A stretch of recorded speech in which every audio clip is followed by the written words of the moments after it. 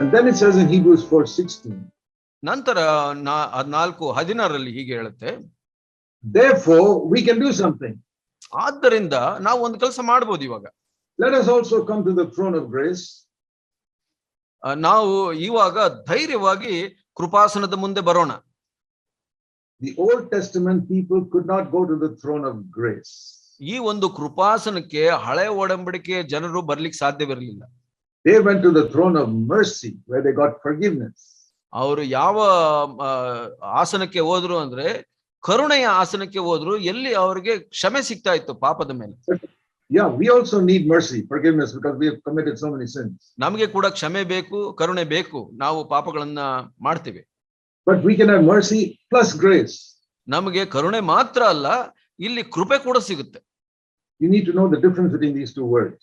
ನಿಮಗೆ ಈ ಎರಡು ಪದಗಳ ಅರ್ಥ ಗೊತ್ತಿರಬೇಕು. So when we come to the throne of grace, what do we get? ನಾವು ಕೃಪಾಸನದ ಬಳಿಗೆ ಬಂದಾಗ ನಮ್ಗೇನ್ ಸಿಗುತ್ತೆ? Verse 16. 16ನೇ ವಚನ. First of all, you get mercy.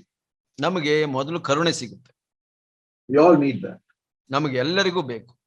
That is forgiveness of all our past sins. ಅದು ನಮ್ಮ ಎಲ್ಲಾ ಹಳೆಯ ಜೀವಿತದ ಪಾಪಗಳನ್ನ ಸರಿಪಡಿಸುತ್ತೆ. We cannot remember all the millions of sins we committed in our life. ನಾವು ಮಿಲಿಯಗಟ್ಟಲೆ ಪಾಪಗಳನ್ನ ಮಾಡಿದ್ದನ್ನೆಲ್ಲ ನಾವು ನೆನಪಿಟ್ಕೊಳ್ಳಿಕ್ಕೆ ಸಾಧ್ಯವಿಲ್ಲ. When the prodigal son came back to the father in that story, ಆ ಒಂದು ಕತೆ ಯೇಸು ಸ್ವಾಮಿ ಹೇಳಿದ್ರಲ್ಲ, ಆ ದುಂದುಗಾರನ ಮಗನು ತಂದೆಯ ಬಳಿಗೆ ಬಂದಾಗ he did not make a list of all the sins he committed. ಅವನು ಮಾಡಿದಂತ ಎಲ್ಲಾ ಪಾಪಗಳ ಪಟ್ಟಿಯನ್ನು ತಯಾರು ಮಾಡಲಿಲ್ಲ. He only said, Father, I have sinned against heaven and against you. ಅವನು ಹೇಳಿದನ, ತಂದೆಯೇ, ನಾನು ನಿನ್ನ ವಿರುದ್ಧವಾಗಿ ಪರಲೋಕದ ವಿರುದ್ಧವಾಗಿ ಪಾಪವನ್ನು ಮಾಡಿದ್ದೇನೆ ಅಂತ ಹೇಳಿ. If he had made a list, he would have taken many days to complete all the list of sins he did. ಅವನೇನಾದ್ರೂ ಮಾಡಿದ ಪಾಪಗಳನ್ನೆಲ್ಲ ಪಟ್ಟಿ ಮಾಡಬೇಕು ಅಂದಿದ್ರೆ ಬಹಳ ದಿನಗಳು ತಗೊಳ್ತಾ ಇತ್ತು. There was no need. ಅದರ ಅವಶ್ಯಕತೆ ಇರಲಿಲ್ಲ. Come to Jesus and say, Lord, I have sinned in many ways. ಯೇಸು ಸ್ವಾಮಿಯ ಬಳಿ ಬಂದ್ರು, ಸ್ವಾಮಿ ನಾವು ಯೇಸು ಸ್ವಾಮಿಗೆ ಹೇಳ್ಬೋದು, ಬಹಳಷ್ಟು ವರ್ಷಗಳು ಬಹಳಷ್ಟು ಪಾಪಗಳನ್ನ ಮಾಡಿದ್ದೇನೆ. And he gives mercy immediately. ಅವರು ಬಹಳ ಬೇಗ ನಮಗೆ ಕರುಣೆಯನ್ನ ತೋರಿಸ್ತಾರೆ. He says, I will not remember your past anymore. ನಿನ್ನ ಎಲ್ಲಾ ಹಳೆಯ ಪಾಪಗಳನ್ನ ನಾನು ನೆನೆಸ್ಕೊಳ್ಳೋದಿಲ್ಲ, ಇವಾಗ completely wiped out. ಎಲ್ಲವನ್ನು ನಾನು ತೊಳೆದು ಬಿಡ್ತೀನಿ. In the Old Testament, the sin was only covered. ಹಳೆ ಒಡಂಬಡಿಕೆಯಲ್ಲಿ ಅದು ಬರೀ ಮುಚ್ಚಲ್ಪಡ್ತಾ ಇತ್ತು. You read in Psalm 32, our sin is covered. ನಮ್ಮ ಪಾಪಗಳು ಮುಚ್ಚಲ್ಪಡುತ್ತೆ, ಕೀರ್ತನೆ 32ರಲ್ಲಿ ಹೇಳುತ್ತೆ. It's Old Testament. ಹಳೆ ಒಡಂಬಡಿಕೆಯಲ್ಲಿ.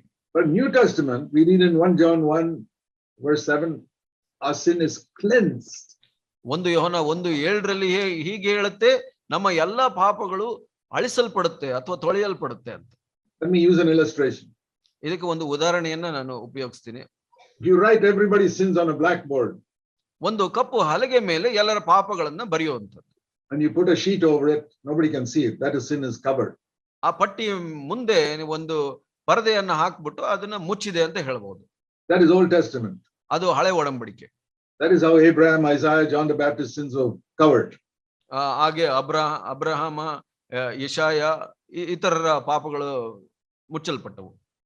But in the New Testament, ಆದ್ರೆ ಹೊಸ ಒಡಂಬಡಿಕೆಯಲ್ಲಿ it's like taking a wet cloth and wiping out that blackboard. You can't even see it. It's gone. ಇದು ಕಪ್ಪು ಹಲಗೆಯನ್ನ ಒಂದು ನೀರಿನಿಂದ ನೆನೆಸಿದ ಬಟ್ಟೆಯಿಂದ ಒರೆಸಿದ ಹಾಗೆ. Then what happens to those things that are there? You cannot find it. It's gone. It's gone permanently. ಅಲ್ಲಿ ಅದು ನಮಗೆ ಕಾಣಿಸೋದಿಲ್ಲ, ನಮಗೆ ಸಿಗೋದಿಲ್ಲ. ಅದು ಯಾಕೆಂದ್ರೆ ಅದು ಹೋಗ್ಬಿಡ್ತು ಪೂರ್ಣವಾಗಿ. Do you believe that the blood of Jesus Christ is more powerful than that wet cloth that can wipe a blackboard clean? ನೀವು ನಂಬುತ್ತೀರಾ ಯೇಸು ಸ್ವಾಮಿಯ ರಕ್ತವು ಆ ಒಂದು ನೆನೆದ ಬಟ್ಟೆಗಿಂತ ಬಹಳ ಬಲಶಾಲಿಯಾಗಿರುವಂತದ್ದು ಅಂತ?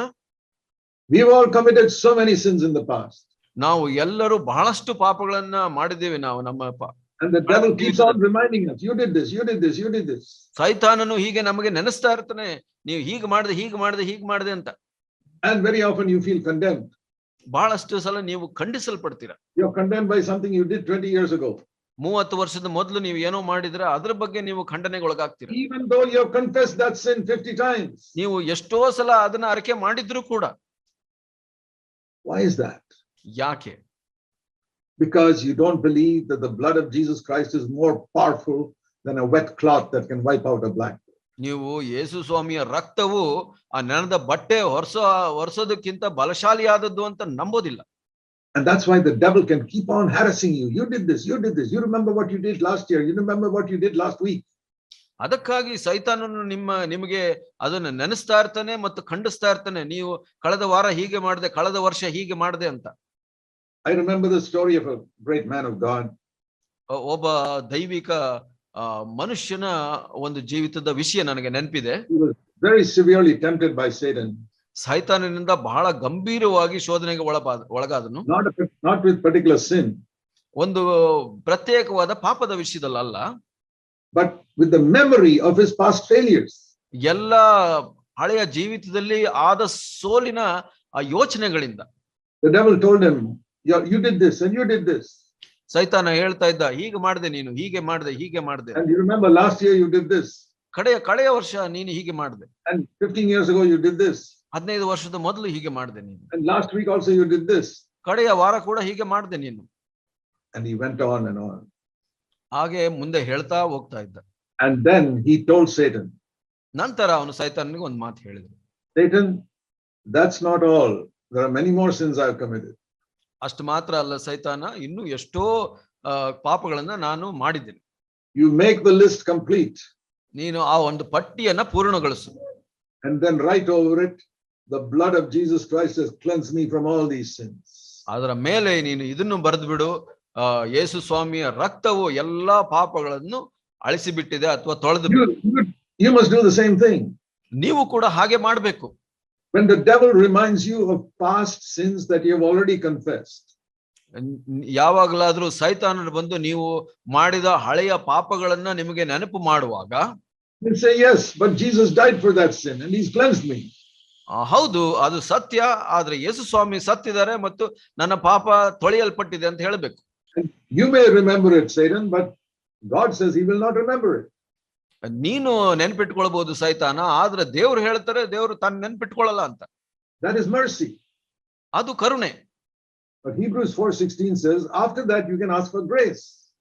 ಇಲ್ಲಿ ಇಬ್ರಿಯ 4:16 ಹೇಳುತ್ತೆ, ಅದರ ನಂತರ ನೀವು ಕೃಪೆಯನ್ನ ಕೇಳಬಹುದು ದೇವ್ರ ಹತ್ರ. Mercy is for the past. ಕರುಣೆ ಹಳೆಯ ಜೀವಿತಕ್ಕೆ. Grace is for the future. ಕೃಪೆಯು ಮುಂದಿನ ಜೀವಿತಕ್ಕೆ. Grace is to overcome sin. ಕೃಪೆಯು ನಾವು ಪಾಪವನ್ನ ಜಯಗಳಿಸಲಿಕ್ಕೆ. We saw that this morning.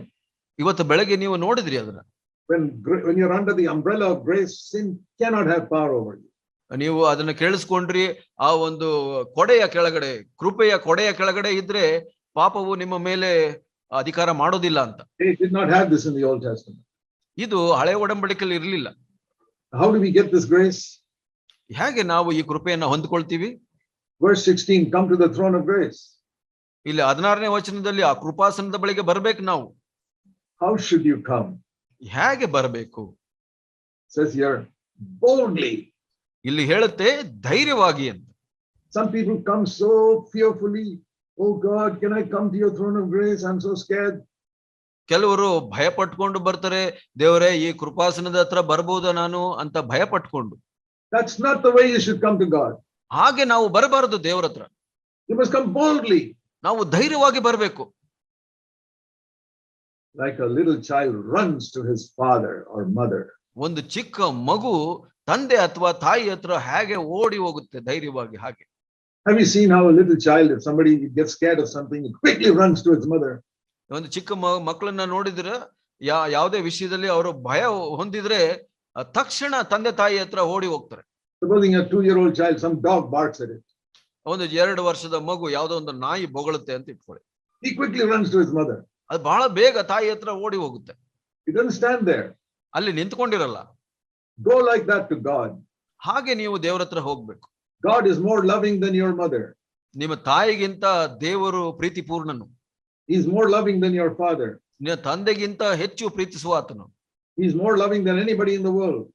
ಲೋಕದಲ್ಲಿರುವಂತ ಎಲ್ಲರಿಗಿಂತ ಹೆಚ್ಚು ಪ್ರೀತಿಸುವ ಆತನು ದೇವರು. You don't have to be afraid of God. ನೀವು ದೇವರ ಬಗ್ಗೆ ಭಯ ಪಡುವಂತ ಅವಶ್ಯಕತೆನೇ ಇಲ್ಲ. Devil may bark like a dog. ಸೈತಾನನು ನಾಯಿಯಂತೆ ಬೊಗಳಬಹುದು. Run to your father. ಅಂದ್ರೆ ನಿಮ್ಮ ತಂದೆ ಹತ್ರ ಓಡಿ ಹೋಗಿ. Say, oh Heavenly Father, please protect me. ಪರಲೋಕದ ತಂದೆಯೇ ನನ್ನನ್ನ ಕಾಪಾಡು, Please forgive me, I slipped up and fell again. ನನ್ನನ್ನ ಕ್ಷಮಿಸ್ಬಿಡು, ದಯವಿಟ್ಟು ನಾನು ಜಾರಿ ಬಿದ್ದುಬಿಟ್ಟೆ ಪಾಪದಲ್ಲಿ ಅಂತ. We must live like that every day. ಪ್ರತಿ ದಿವಸ ನಾವು ಹೀಗೆ ಜೀವಿಸ್ಬೇಕು. What will happen is after some time you will never be afraid of the devil anymore. ಏನಾಗುತ್ತೆ ಅಂದ್ರೆ ಸ್ವಲ್ಪ ಸಮಯ, ಕೆಲವು ಸಮಯದ ನಂತರ ನೀವು ಸೈತಾನನ ಮೇಲೆ ಇರುವಂತ ಭಯ ಎಲ್ಲ ಕಳ್ಕೊಂಡ್ ಬಿಡ್ತೀರಾ.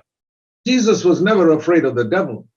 ಯೇಸು ಸ್ವಾಮಿ ಸೈತಾನನ ಮೇಲೆ ಭಯ ಹೊಂದಲೇ ಇಲ್ಲ ಯಾವಾಗ್ಲೂ. The devil was afraid of him. ಬದಲಿಗೆ ಸೈತಾನನು ಯೇಸುವಿನ ನೋಡಿ ಭಯ ಪಡ್ತಾ ಇದ್ನು. The devils would scream whenever Jesus came into a temple. ಸೈತಾನ ಕಿರ್ಚ್ತಾ ಇದ್ನು ಯೇಸು ಸ್ವಾಮಿ ಯಾವಾಗಾದ್ರೂ ಆ ದೇವಸ್ಥಾನದ ಬಳಿ ಬಂದಾಗ. And do you know that we can be like that? ನಾವು ಕೂಡ ಹಾಗಿರಬಹುದು ಅಂತ ನಿಮಗೆ ಗೊತ್ತಾ? Let me show you a wonderful verse that encouraged me. ನನಗೆ ಉತ್ತೇಜನ ಅಥವಾ ಪ್ರೋತ್ಸಾಹ ಮಾಡಿದ ಒಂದು ಅದ್ಭುತವಾದ ವಾಕ್ಯವನ್ನ ನಿಮಗೆ ತೋರಿಸ್ತೀನಿ. First of all, Hebrews 8:12. ಇಬ್ರಿಯ 8:11 ಮೊದಲನೇದಾಗಿ. Please remember this verse all your life. ಈ ವಚನವನ್ನ ಯಾವಾಗ್ಲೂ ನೆನ್ಪಿಟ್ಕೊಳ್ಳಿ. Hebrews 8:12. ಇಬ್ರಿಯ 8:12 ವಚನ. The Lord says, ಕರ್ತನು ಹೀಗೆ ಹೇಳ್ತಾನೆ, I will not only be merciful to their iniquities, I will not remember their sins anymore. ಅವರ ಮೇಲೆ ಕರುಣೆ ಉಳ್ಳವನ, ಕ್ಷಮೆ ಉಳ್ಳವನಾಗಿರೋದು ಮಾತ್ರ ಅಲ್ಲ, ಅವರ ಪಾಪಗಳನ್ನ ನೆನಪಿಗೆ ಎಂದಿಗೂ ತರುವುದಿಲ್ಲ. What's the verse? ಏನು ವಚನ ಏನ್ ಹೇಳುತ್ತೆ? You remember it? ನೀವು ನೆನ್ಪಿಟ್ಕೊಂತೀರಾ? Hebrews 8:12. ಇಬ್ರಿಯ 8:12. That liberated me about 60 years ago. 60 ವರ್ಷದ ಮೊದಲು ನನಗೆ ಅದು ಒಂದು ಬಿಡುಗಡೆಯನ್ನ ತಂದು ಕೊಡ್ತು. God said, I will not remember your sins anymore. ದೇವರು ಹೇಳಿದ್ರು, ನಿನ್ನ ಪಾಪವನ್ನ ನಾನು ನೆನಪಿಗೆ ತಂದುಕೊಳ್ಳೋದಿಲ್ಲ. I believed it. ನಾನು ನಂಬಿದೆನು. You believe it today. ನೀವು ಹೇಗೆ ನಂಬಿ ಇವತ್ತು? God says, I will not remember your sin anymore. ಯಾವತ್ತು ದೇವರು ನಿಮ್ಮ ಪಾಪವನ್ನ ನೆನಪಿಗೆ ತಂದುಕೊಳ್ಳೋದಿಲ್ಲ. Why are you remembering it then if God says he doesn't remember it? ದೇವರು ನೆನಪು ತಂದುಕೊಳ್ಳೋದಿಲ್ಲ ಅಂದ್ರೆ ನೀವು ಯಾಕೆ ನೆನಪಿಟ್ಕೊಳ್ತಾ ಇದ್ದೀರಾ? The devil will remember and keep on reminding you. ಆದ್ರೆ ಸೈತಾನ ಯಾವಾಗ್ಲೂ ನೆನಪಿಟ್ಕೊಂಡು ನಿಮಗೆ ನೆನಪಿಸ್ತಾ ಇರ್ತಾನೆ. But you say the blood of Jesus has cleansed me. ನೀವು ಹೇಳ್ಬೋದು ಯೇಸುವಿನ ರಕ್ತವು ಅದನ್ನ ತೊಳೆದಾಕ್ತು ಅಂತ. 1 John 1:9. 1 Yohana 1:9. If we have confessed our sins, he is faithful to forgive us and cleanse us from all unrighteousness. 9ನೇ ವಚನ ಹೀಗೆ ಹೇಳುತ್ತೆ, ನಮ್ಮ ಪಾಪಗಳನ್ನು ಒಪ್ಪಿಕೊಂಡು ಅರಿಕೆ ಮಾಡಿದ್ರೆ ಆತನು ನಂಬಿಗಸ್ತನು ನೀತಿವಂತನೂ ಆಗಿರುವುದರಿಂದ ಪಾಪಗಳನ್ನು ಕ್ಷಮಿಸಿಬಿಟ್ಟು ಸಕಲ ಅನೀತಿಯನ್ನು ಪರಿಹರಿಸಿ ನಮ್ಮನ್ನು ಶುದ್ಧಿ ಮಾಡುವನು. 1 John 1:7. 1 Yohana 1:7.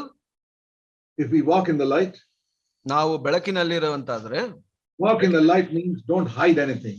Come and tell God everything. ಬೆಳಕಿನಲ್ಲಿ ನಡೆಯೋದು ಅಂದ್ರೆ ದೇವರ ಬಳಿ ಬಂದು ಎಲ್ಲವನ್ನು ಯಥಾರ್ಥವಾಗಿ ಹೇಳುವಂತದ್ದು. Don't confess your sin to any human being. ಮನುಷ್ಯರಿಗೆ ನೀವು ನಿಮ್ಮ ಪಾಪದ ಅರಿಕೆ ಮಾಡೋ ಅವಶ್ಯಕತೆ ಇಲ್ಲ. If you hurt them, then go and confess to them and say, I'm sorry. ಯಾರಿಗಾದ್ರೂ ನೀವು ನೋಯಿಸಿದ್ರೆ ಅವರಿಗೆ ಹೋಗಿ ನೀವು ಅರಿಕೆ ಮಾಡಬಹುದು. Otherwise your sin you confess only to God. ಇಲ್ಲ ಅಂದ್ರೆ ನೀವು ದೇವರಿಗೆ ಮಾತ್ರ ನಿಮ್ಮ ಪಾಪವನ್ನು ಅರಿಕೆ ಮಾಡಬಹುದು. That is walking in the light. ಅದು ಬೆಳಕಿನಲ್ಲಿ ನಡೆದಂತೆ. It says in verse 7, the last part, the blood of Jesus will cleanse you from all sin. ಇಲ್ಲಿ ಕಡೆಯ ಭಾಗ ಹೇಳುತ್ತೆ, ಆತನ ಮಗನಾದ ಯೇಸುವಿನ ರಕ್ತವು ಸಕಲ ಪಾಪವನ್ನು ನಿವಾರಣೆ ಮಾಡಿ ಶುದ್ಧಿ ಮಾಡುತ್ತದೆ. All sin does not mean 90% or 99%, but 100% all sin. ಸಕಲ ಪಾಪ ಅಂತ ಹೇಳಿದಾಗ ಅದು 90% ಅಲ್ಲ, 99% ಅಲ್ಲ, 100%. It doesn't mean all the small sins. It means all the big sins also. Everything is cleansed. ಎಲ್ಲ ಒಂದು ಚಿಕ್ಕ ಪಾಪಗಳು ಅಂತ ಅಲ್ಲ ಅದರ ಅರ್ಥ ಚಿಕ್ಕದು ದೊಡ್ಡದು ಎಲ್ಲ ಪಾಪಗಳನ್ನ. You believe that? ನೀವು ನೋಡಿದ್ರ ಅದನ್ನ? That the blood of Jesus Christ is more powerful than all the sins you have ever committed in your life. ನೀವು ಮಾಡಿದ ಎಲ್ಲಾ ಪಾಪಗಳಿಗಿಂತ ಯೇಸುವಿನ ರಕ್ತವು ಬಹಳ ಬಲಶಾಲಿಯಾದದ್ದು.